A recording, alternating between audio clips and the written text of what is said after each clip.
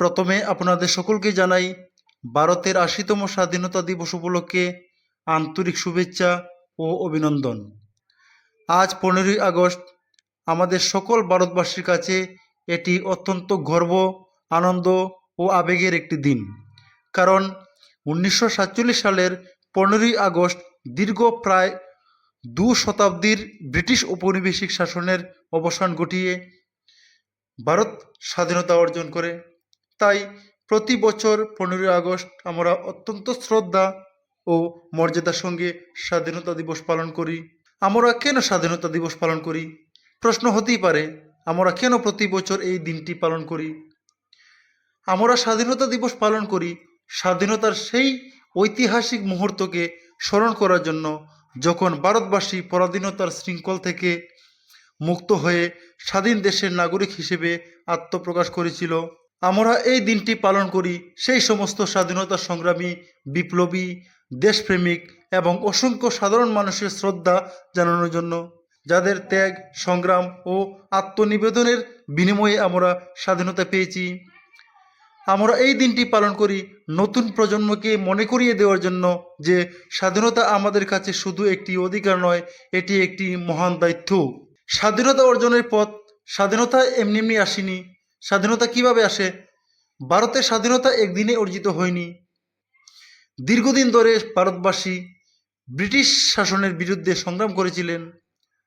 মহাত্মা গান্ধীর নেতৃত্বে অহিংস আন্দোলন, অসহযোগ আন্দোলন, আইন অমান্য আন্দোলন এবং ভারত ছাড়ো আন্দোলন স্বাধীনতা সংগ্রামকে শক্তিশালী করে তুলেছিল। অন্যদিকে নেতাজি সুভাষচন্দ্র বসু, ভগৎ সিং, চন্দ্রশেখর আজাদ, রানী লক্ষ্মীবাঈ, সরোজিনী নাইডু এবং অসংখ্য বীর বীরাঙ্গনা নিজেদের জীবন, সাহস ও ত্যাগের মাধ্যমে আমাদের স্বাধীনতার সংগ্রামকে এগিয়ে নিয়ে গিয়েছিলেন।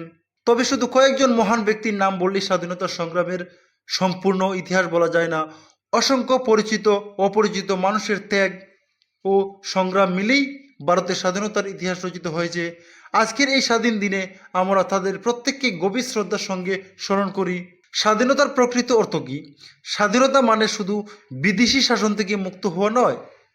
স্বাধীনতার প্রকৃত অর্থ হলো নিজের অধিকার সম্পর্কে সচেতন হওয়া এবং নিজের কর্তব্য যথাযথভাবে পালন করা। আমরা স্বাধীনভাবে কথা বলতে পারি, নিজের মত প্রকাশ করতে পারি, শিক্ষা গ্রহণ করতে পারি এবং নিজের ভবিষ্যৎ গড়ার সুযোগ পাই। কিন্তু এই স্বাধীনতার সঙ্গে আমাদের দায়িত্বও রয়েছে।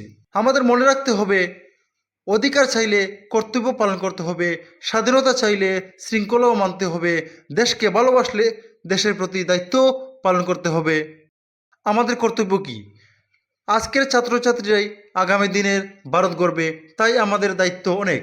আমাদের মন দিয়ে পড়াশোনা করতে হবে, সত্য ও ন্যায়ের পথে চলতে হবে, দেশের আইন কানুন মেনে চলতে হবে, পরিবেশ রক্ষা করতে হবে এবং জাতি, ধর্ম, ভাষা ও সম্প্রদায়ের ভেদাভেদ ভুলে ঐক্য ও সম্প্রীতি বজায় রাখতে হবে। দেশের উন্নয়নের জন্য প্রত্যেককে নিজের জায়গা থেকে সৎভাবে কাজ করতে হবে। কারণ একটি দেশ শুধু সরকার বা কয়েকজন মহান ব্যক্তির দ্বারা এগিয়ে যান না। দেশ এগিয়ে যায় তার প্রতিটি নাগরিকের সততা, পরিশ্রম, দায়িত্ববোধ ও ঐক্যের মাধ্যমে। নতুন প্রজন্মের কাছে আহ্বান, আজকের এই পবিত্র দিনে আমাদের সংকল্প হোক, আমরা এমন একটি ভারত গড়ব যেখানে থাকবে শিক্ষা, ঐক্য, শান্তি, সাম্য, মানবিকতা ও উন্নতি। আমরা দেশের স্বাধীনতার মর্যাদা রক্ষা করব, আমরা দেশের সম্পদ ও পরিবেশ রক্ষা করব, আমরা বিভেদের নয় ঐক্যের বার্তা ছড়িয়ে দেব এবং নিজের কাজ সততা ও নিষ্ঠার সঙ্গে করে দেশের উন্নতিতে অবদান রাখব। মনে রাখতে হবে, দেশপ্রেম শুধু মুখের স্লোগান নয়, দেশ ও মানুষের জন্য আমাদের কাজের মধ্যেই তার প্রকৃত প্রকাশ। আজ আমরা যে স্বাধীন বাতাসে নিঃশ্বাস নিচ্ছি, তার পেছনে রয়েছে অসংখ্য মানুষের ত্যাগ ও সংগ্রাম। তাই স্বাধীনতার মূল্য বুঝে তাকে সম্মান করা আমাদের প্রত্যেকের দায়িত্ব। পরিশেষে এই মহান দিনে ভারতের স্বাধীনতা সংগ্রামের সকল বীর শহীদ ও সংগ্রামীকে জানাই বিনম্র শ্রদ্ধা। আসুন আমরা সবাই মিলে একটি শক্তিশালী, সুন্দর, শান্তিপূর্ণ ও উন্নত ভারত গড়ার সংকল্প গ্রহণ করি। আপনাদের সকলকে স্বাধীনতা দিবসের আন্তরিক শুভেচ্ছা ও অভিনন্দন। জয় হিন্দ, বন্দে মাতরম, ভারত মাতা কি জয়।